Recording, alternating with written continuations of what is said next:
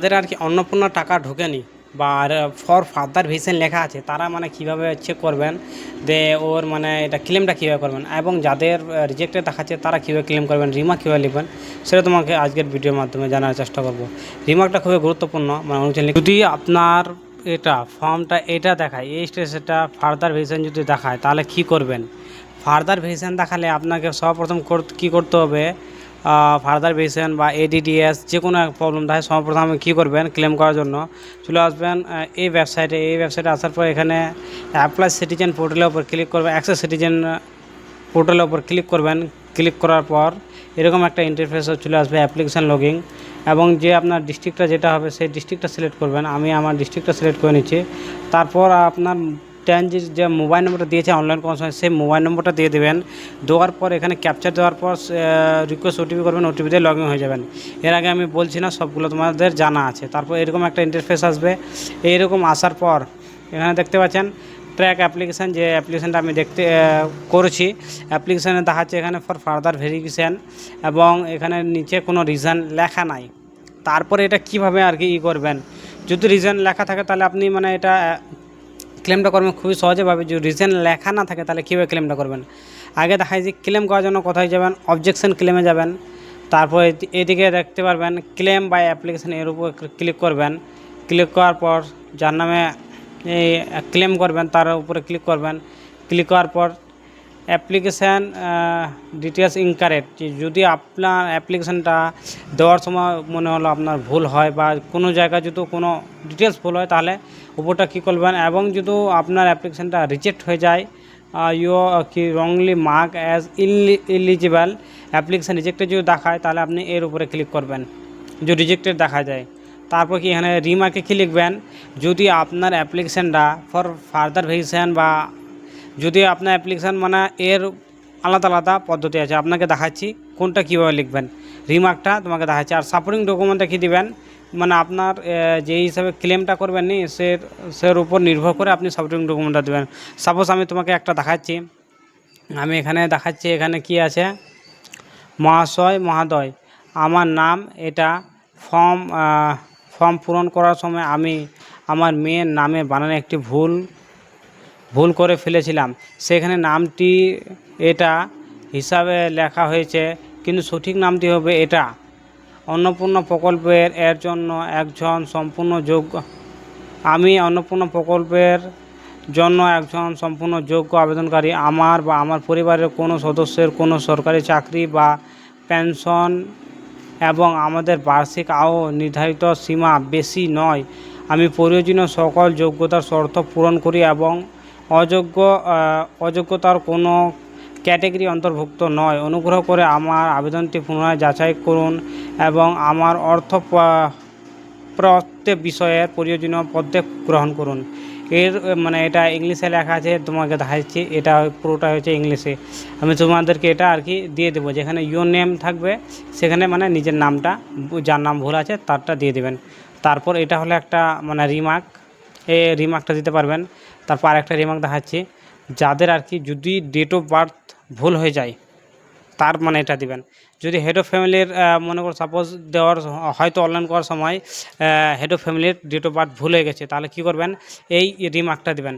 এই রিমার্কটা কার জন্য, যদি অ্যাপ্লিকেশন করার সময় কারো যদি নাম ভুল হয়ে যায়, অন্নপূর্ণা যার করছে তার যদি নাম না ভুল করে অন্য জনের নাম ভুল হয়ে যায় তাহলে কী করবেন, এই রিমার্কটা দিবেন। অন্য কারো যদি নাম ভুল হয়ে যায়, আর যদি অন্য কারো যদি এই ডেট অফ বার্থ ভুলে যায় তাহলে এটা দেবেন। যেরকম মহাশয় মহাদয় আমার নাম, এটা ফর্ম পূরণ সময় আমার জন্ম তারিখের ক্ষেত্রে একটি মহাশয় মহাদয় আমার নাম, এটা ফর্ম পূরণ সময় আমার জন্ম তারিখের ক্ষেত্রে একটি ভুল হয়েছে। জন্ম তারিখের ঘরে লেখা হয়েছে কিন্তু সঠিক জন্ম তারিখ হবে এটা। আমি অন্নপূর্ণা প্রকল্পের জন্য একজন সম্পূর্ণ যোগ্য আবেদনকারী। আমার বা আমার পরিবারের কোনো সদস্যের সরকারি চাকরি, পেনশন কিংবা 3টা কক্ষ বিস্তৃত পাকা বাড়ি নেই। এছাড়া আমাদের বার্ষিক আয় নির্ধারিত সীমা বেশি নয়। আমি প্রয়োজনীয় সকল যোগ্যতার শর্ত পূরণ করি এবং অযোগ্যতার কোনো ক্যাটাগরি অন্তর্ভুক্ত নয়। অনুগ্রহ করে আমার আবেদনটি পুনরায় যাচাই করুন এবং সুবিধা প্রদানের ব্যবস্থা করুন। এটা ওর ক্ষেত্রে দেবেন যাদের আর কি এটা ভুল করবেন, কি যাদের আর কি ডেট অফ বার্থ ভুল আছে তার জন্য এটা দিয়ে দেবেন। ঠিক আছে, এটা বলে দিলাম। ডেট অফ বার্থ ভুল হলে এই রিমার্কটা দেবেন, এখানে আমি কমেন্টে দিয়ে দিব। আর যদি কারো নাম ভুল থাকে তাহলে এই রিমার্কটা দেবেন। আর যদি কারো ভুল হয়ে যায়, কি বলে তো, যদি যার নামে অ্যাপ্লিকেশান করছেন তার নাম যদি ভুল হয়ে যায় তার জন্য এই রিমার্কটা দেবেন। আমি বলছি এই রিমার্কে কী আছে, মহাশয় মহোদয়, ফর্ম পূরণের সময় আমাদের নাম বানানে একটু ভুল হয়ে গেছে। নামটি এটা হিসাবে লেখা হয়েছে, কিন্তু সঠিক নামটি হবে এটা। আমি অন্নপূর্ণা প্রকল্পের এর জন্য একজন সম্পূর্ণ যোগ্য আবেদনকারী।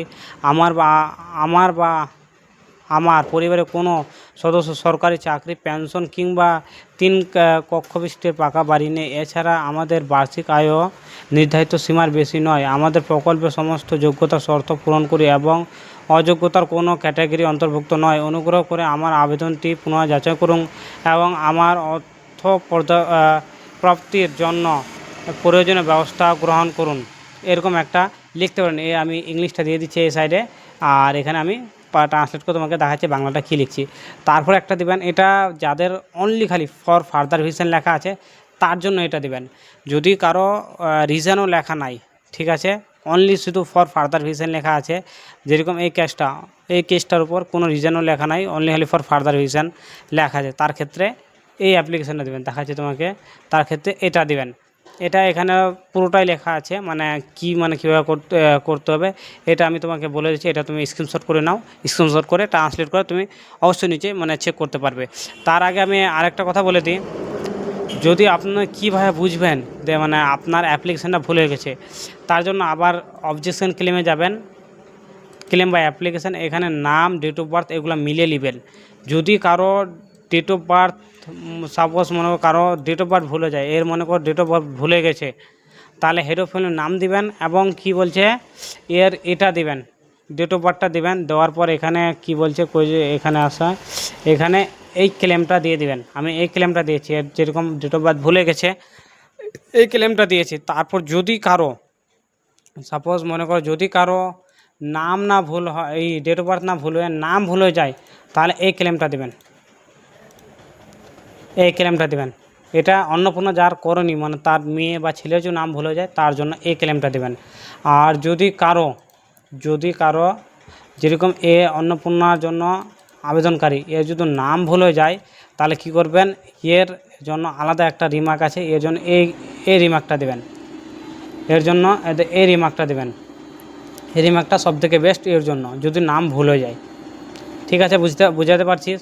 আর যদি কারো অনলি ফর ফার্দার ভেরিফিকেশন লেখা আছে, শুধুমাত্র ফর ফার্দার ভেরিফিকেশন লেখা আছে, তার জন্য কি করবেন, যদি ফর ফার্দার ভেরিফিকেশন লেখা আছে তার জন্য এই ক্লেমটা দেবেন। তোমাকে একবার দেখা যাচ্ছে এই ক্লেমটা আমি এখানে আর কমেন্ট বক্সে দেবো না, ডিসক্রিপশানে দেবো এবং কমেন্ট বক্সে দেবো ওই 3টা ক্লেম, বাট এটা দেবো না। এটা এখান থেকে স্ক্রিনশট করে নাও, আমি তোমাদেরকে দেখা দিচ্ছি।